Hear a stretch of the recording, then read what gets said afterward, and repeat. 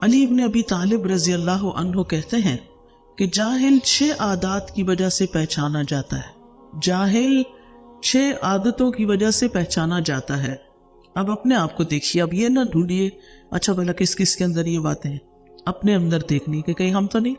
Number 1, वो मामूली बातों पे गजबनाक हो जाता है, छोटी छोटी बात पे गुस्सा कर लेता है, बेफायदा बातें करता है, बेमकसद बातें, फजूल बातें, गैर मुनासिब मकाम पर अतियात देता है, यानी जो मुस्तहिक नहीं होते उनको देता है। दुश्मन और दोस्त की पहचान नहीं रखता, हर एक से दोस्ती कर लेता है। राज इफ्शा कर देता है, यानी उसके दिल में कोई बात टिकती नहीं, हर बात दूसरे को बता देता है। और हर किसी पे भरोसा कर लेता है, हर किसी पे ट्रस्ट कर लेता है। ये शख्स बेवकूफ होता है, जाहिल होता है, नासमझ होता है। आप देखिए कि इन सारी चीजों पर काबू पाने के लिए एक चीज चाहिए, और वो है सेल्फ कंट्रोल। अपने आप को रोक लेना, अपने नफ्स के सरकश घोड़े की बाग खींच के रखना। जब किसी बात पे गुस्सा आ रहा हो तो उसके अंदर नहीं, गुस्सा नहीं जाहिर करना। फजूल बातों में पढ़ने को दिल चाहत कर नहीं, ये बेकार की बात करने की जरूरत नहीं है। यानी जब आपके दिल में कोई बात करने को आए ना तो सोचा करें कोई जरूरत है इसकी, क्या इसके बगैर गुजारा हो सकता? अगर हो सकता है तो जाने दें उसको, लेट इट गो, कोई जरूरत नहीं है इसको छेड़ने की। और फिर फजूल खर्च। फजूल खर्च भी वही लोग होते हैं जिनको अपने नफ्स पे कंट्रोल नहीं होता।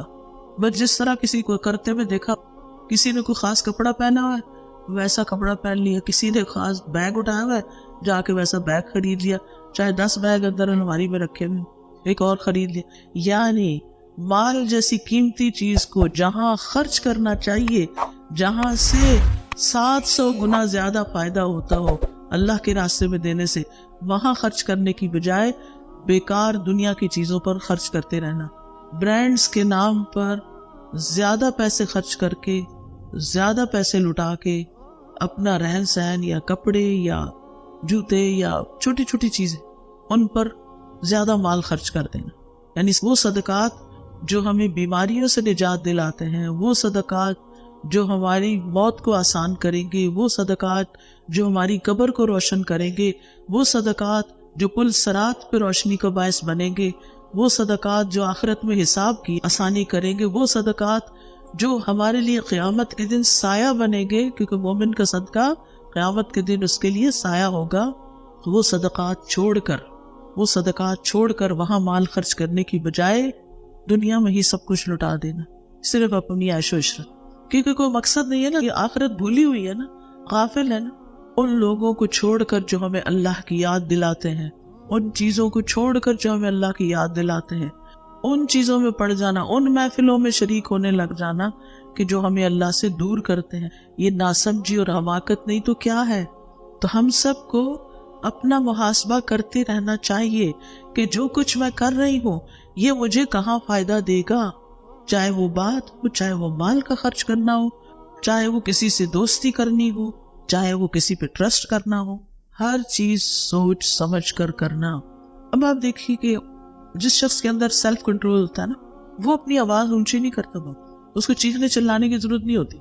और जिसको सेल्फ कंट्रोल नहीं, छोटी सी किसी ने बात की, चीख के जवाब, चीख के जवाब, चीख के जवाब। 2 तरह की माएँ होती, एक वो जो हर बात के जवाब में चीखती चिल्लाती, और कभी बच्चों से आराम से बात ही नहीं करती, और बच्चों बेचारों को समझ ही नहीं आती कि माँ चाहती क्या है, हर वक्त ही गुस्से पर रहती है। फिर वो देखते हैं उसके दोस्त की माँ तो ऐसी नहीं, फिर वो अपनी माँ से नफरत करता है और दोस्त की माँ से मोहब्बत करता है। बाज़ वक़्त ऐसा होता है ना, शादी के बाद इंसान देखता है कि मेरी माँ तो और तरह थी, सास मेरी बहुत अच्छी है, ये बहुत मोहब्बत करती है। अब क्या होता है, अब वो बच्चा जो है वो सास से ज्यादा मोहब्बत करने लगता है। अब माँ को और जेलसी होने लगती है, वो और ज्यादा डांट डपट करती है, वो और ज्यादा फ्रस्ट्रेशन का शिकार होती है कि तुम बहुत बेवफा हो। बात बेवफाई की नहीं है, बात यह है कि मोहब्बत देने से मिलती है। याद रखिए, मोहब्बत अर्न की जाती है, ऐसे मुफ्त में नहीं मिलती। जो भी हमारे रिलेशंस होते हैं उनके साथ जब हम एहसान का बर्ताव करते हैं, अपनी तरफ से अच्छा करते हैं, तो जवाब में भी मोहब्बत मिलती। कहते हैं ना कि अगर फिर भी मोहब्बत ना मिले तो क्या करो, डोज बढ़ा दो और ज्यादा मोहब्बत करो। नफरत लेना, नफरत पालना, यानी नफरतें इकट्ठी करना बड़ा आसान है। 2 बातें सुना दो किसी को, वो कभी नहीं भूलेगा, इसने मुझे फलां वक्त में ये कहा था, لیکن کسی کی محبت حاصل کرنے میں ایک وقت لگتا ہے۔ تو بہرحال محبت ہو یا اچھے تعلقات ہوں، کوئی بھی چیز ہو، ان میں نرمی ان کو خوبصورت بنا دیتی ہے۔ نرمی بہت سے کام آسان کر دیتی ہے، قول میں بھی فعل میں بھی نرم پہلو اختیار کرنا، آسان کام کو لینا، اور یہ سختی کا اپوزٹ ہے، ٹھیک ہے۔ نرمی کا اپوزٹ کیا، متضاد کیا، سختی۔ امام سفیان ثوری نے اپنے ساتھیوں سے کہا جانتے ہو نرمی کیا ہے؟ تو انہوں نے کہا کہ آپ ہی ہمیں بتا دیں۔ انہوں نے کہا یہ کہ تم کاموں کو ان کی جگہوں پہ رکھو، جو کام جتنا امپورٹنٹ ہے نا اس کو اتنی امپورٹنس دو، سختی کو اس کی جگہ پر، نرمی کو اس کی جگہ پر، تلوار کو اس کی جگہ پر، کوڑے کو اس کی جگہ پر، یہ نرمی ہے۔ چھری کو اپنی جگہ، کینچی کو اپنی جگہ، سختی کو اپنی جگہ، نرمی کو اپنی جگہ۔ ہر جگہ نرمی بھی نہیں چلتی اور ہر جگہ سختی بھی نہیں چاہیے ہوتی، ہر چیز اپنی جگہ پر ہی اچھی لگتی، ٹھیک ہے۔ نرمی جو ہے وہ اللہ تعالیٰ کی بھی صفت ہے۔ حضرت انس کہتے ہیں نبی صلی اللہ علیہ وسلم نے فرمایا سختی اکھڑ پن جس چیز میں ہوگی اسے بدنما کر دے گی، اور اللہ بہت نرم خو ہے، نرمی کو پسند کرتا ہے۔ اللہ سبحانہ وتعالیٰ نرمی کو پسند کرتا ہے۔ نبی صلی اللہ علیہ وسلم کی صفت بھی ہے، اللہ تعالیٰ فرماتے ہیں فَبِمَا رَحْمَةٍ مِّنَ اللَّهِ لِنْتَ لَهُمْ وَلَوْ كُنْتَ فَظًّا غَلِيظَ الْقَلْبِ لَانفَضُّوا مِنْ حَوْلِكَ، بس اللہ کی طرف سے بڑی رحمت ہی کی وجہ سے آپ ان کے لیے نرم ہو گئے ہیں، اور اگر آپ بدخلق سخت دل ہوتے تو یقیناً یہ آپ کے ارد گرد سے منتشر ہو جاتے، پھر یہ آپ کے ساتھ مل کے کام نہ کرتے۔ نبی صلی اللہ علیہ وسلم کے بارے میں آتا ہے بالمؤمنین رؤوف الرحیم، کیا مومنوں کے ساتھ شفیق ہیں، مہربان ہیں، رحیم ہیں۔ انبیاء کی صفت بھی یہی تھی۔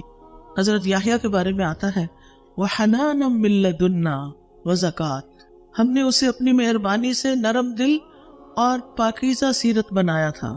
وَحَنَانًا مِن لَدُنَّا وَزَكَاةً وَكَانَ تَقِيًّا، اور وہ واقعی پرہیزگار تھا۔ عیسیٰ علیہ السلام کے بارے میں آتا ہے وَبَرًّا بِوَالِدَتِي وَلَمْ يَجْعَلْنِي جَبَّارًا شَقِيًّا، میں اپنی والدہ سے بہتر سلوک کرتا رہوں، اللہ نے مجھے یہ حکم دیا ہے، اور اللہ نے مجھے جابر اور بدبخت نہیں بنایا۔ نبی صلی اللہ علیہ وسلم کو حکم دیا گیا وَاخْفِضْ جَنَاحَكَ لِمَنِ اتَّبَعَكَ مِنَ الْمُؤْمِنِينَ، اور ایمان لانے والوں میں سے جو آپ کی اتباع کریں ان سے تواضع سے پیش آئیں، اور یہ کامل ایمان والے جو مومن ہیں ان کی یہ صفت ہے رحماء بینہم، کہ آپس میں بڑے رحیم و شفیق ہوتے ہیں۔ رسول اللہ صلی اللہ علیہ وسلم نے فرمایا مومن آسان اور نرم ہوتے، اس مانوس اونٹ کی طرح کہ اگر اس کو اپنے پیچھے چلایا جائے تو وہ مطیع ہو کر چلا آتا ہے، اور اگر اس کو پیچھے سے ہانکا جائے تو وہ آگے کو جانے لگتا ہے، اور اگر اس کو تم چٹان پر بھی بٹھا دو تو وہاں وہ بیٹھ جاتا ہے۔ ایزی گوئنگ، نو ایگو، کوئی پرابلم نہیں، یعنی دوسروں کی بات آسانی سے مان لیتا ہے۔ اسی طرح ابو انبا خولانی کہتے ہیں کہ نبی صلی اللہ علیہ وسلم نے فرمایا بے شک اہل زمین میں سے اللہ کے کچھ برتن ہیں، اور تمہارے رب کے برتن نیک لوگوں کے دل ہیں، اور اس کی طرف ان میں سے سب سے زیادہ پسندیدہ وہ ہیں جو ان میں سب سے زیادہ نرم ہیں اور سب سے زیادہ رقت والے ہیں، یعنی ان کے دل نرم ہیں۔ ہشام بن عروہ اپنے والد سے روایت کرتے ہیں کہ حکمت میں یہ بات لکھی ہوئی ہے کہ نرمی کرنا حکمت کا نچوڑ ہے، یعنی وہ شخص نہایت صاحب حکمت ہے جس کے اندر نرمی ہے۔ رسول اللہ صلی اللہ علیہ وسلم نے فرمایا جب اللہ تعالیٰ کسی گھرانے کے لوگوں کے لیے خیر کا ارادہ فرماتا ہے تو ان میں نرمی داخل کر دیتا ہے، یعنی جس گھرانے کی خیر مطلوب ہوتی ہے ان کے اندر نرمی ڈال دی جاتی ہے۔ ایک اور حدیث میں آپ نے فرمایا جس گھرانے کو نرمی عطا کی گئی تو وہ ان کے لیے فائدے کا باعث ہے، اور جس سے نرمی روک دی گئی وہ ان کے لیے نقصان کا باعث ہے، یعنی سختی سے خیر نہیں آئے گی۔ حضرت عائشہ نبی صلی اللہ علیہ وسلم سے روایت کرتی ہیں آپ نے فرمایا نرمی جس چیز میں بھی ہوتی ہے اس کو زینت بخشتی ہے، اور نرمی جس چیز سے بھی نکال دی جاتی ہے اسے بدصورت کر دیتی ہے۔ مثلاً آپ کی چال میں اگر نرمی نہیں، آپ کی بات، آپ کی ٹون میں نرمی نہیں، آپ کی چیزیں اٹھانے رکھنے میں نرمی نہیں، ہر چیز بس دھڑ سے ماری، دھڑ سے اٹھائی، دھڑ سے دروازہ بند، ہر چیز میں بس سختی سختی، خوبصورتی نہیں ہے۔ جو آرام سے کام کرتا ہے اس کے کام میں زیادہ خوبصورتی ہوتی ہے۔ حضرت عائشہ نے نبی صلی اللہ علیہ وسلم سے روایت کیا آپ نے فرمایا جس کو نرمی سے حصہ دیا گیا اس کو دنیا اور آخرت کی خیر و بلائی سے نواز دیا گیا، یعنی اس کو سب کچھ مل گیا۔ آپ نے یہ بھی فرمایا کہ نرمی کا مظاہرہ کرو، تمہارے ساتھ بھی نرمی کی جائے گی۔ مثلا بچہ بہت اونچا اونچا رو رہا ہے، آپ اس سے اونچی آواز مت کریں، آپ آہستہ آہستہ بولیں کیا ہوا تھا، کیا بتاؤ مجھے، تو آہستہ سے اس کی بھی آواز ٹون ڈاؤن ہو جائے، نیچے آ جائے گی۔ اور اگر آپ چیخ کر بولیں گے تو معاملہ بگڑ سکتا ہے، ہو سکتا ہے پہلے وہ رو رہا ہے اور اب آپ کو دب بھی مار دے، کیونکہ ایسے کیسز ملتے ہیں نا کہ بچے ماں باپ کے ساتھ بدتمیزی شروع کر دیتے ہیں۔ یہ اس صورت میں ہوتا ہے جب آپ ان کے ساتھ نرمی اختیار نہیں کرتے۔ ایک مرتبہ ممبر پر نبی صلی اللہ علیہ وسلم نے فرمایا، تم رحم کرو تم پر رحم کیا جائے گا، اور تم معاف کرو اللہ تمہیں معاف کر دے گا۔ نبی صلی اللہ علیہ وسلم نے فرمایا، 3 قسم کے لوگ جنتی ہیں، وہ رحم دل شخص جو ہر قرابت دار اور مسلمان کے لیے نرم دل ہو، یعنی یہ نرمی صرف چند لوگوں کے لیے نہیں، سب کے لیے، سب کے لیے۔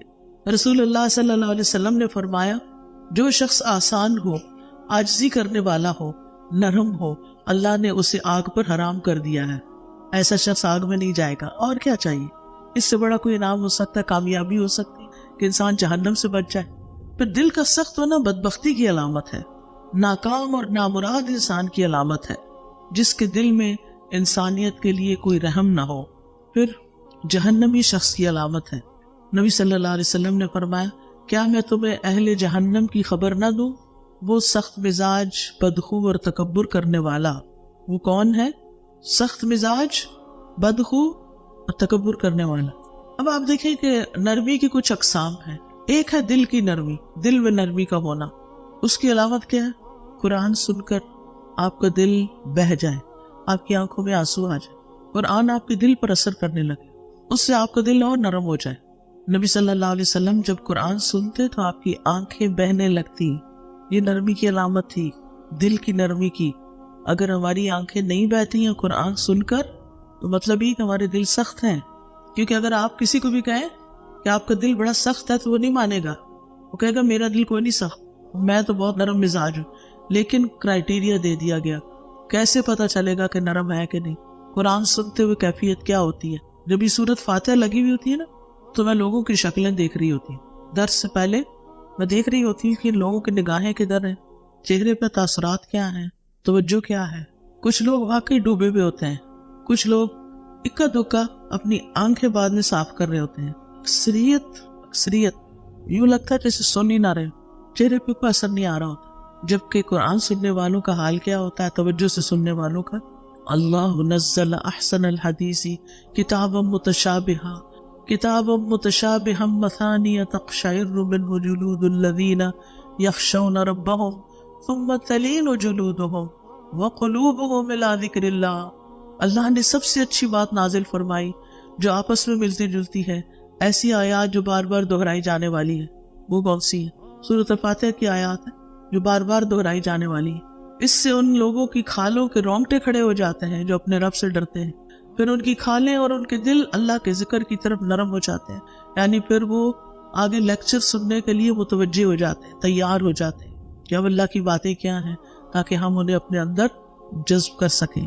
تو قرآن سنتے وقت ہماری کیفیت بدلنی چاہیے، چاہے لیکچر کی جگہ ہو یا کوئی اور ہو۔ سارا دن نہ صحیح تو دن میں کسی وقت تو صحیح نہ۔ تو دل کو نرم کرنے کا بہترین نسخہ ہے قرآن سننا۔ قرآن دلوں کو نرم کرتا ہے۔ انما یخشی اللہ من عبادہ العلماء، علم والے ہی اللہ سے ڈرتے ہیں۔ ابو بکر رضی اللہ عنہ جب قرآن پڑھتے تو ان پر رقت طاری ہو جاتی، وہ رونا شروع کر دیتے۔ اور اصحاب رسول صلی اللہ علیہ وسلم میں سے جو جتنا علم والا تھا اس کے اندر اتنی ہی خشیت تھی، اللہ کا ڈر تھا۔ حضرت عمر رضی اللہ عنہ اتنا روتے تھے کہ ان کے چہرے پر یہاں آنسو کی 2 لکیریں نظر آتی تھی، حالانکہ وہ کتنے اسٹرانگ انسان تھے، مگر دل ان کا نرم تھا۔ حضرت عائشہ کہتی ہیں رسول اللہ صلی اللہ علیہ وسلم نے فرمایا، بے شک لوگوں میں قرات کے لحاظ سے بہترین انسان وہ ہے جو قرات کرے تو نظر آئے کہ وہ اللہ سے ڈرتا ہے۔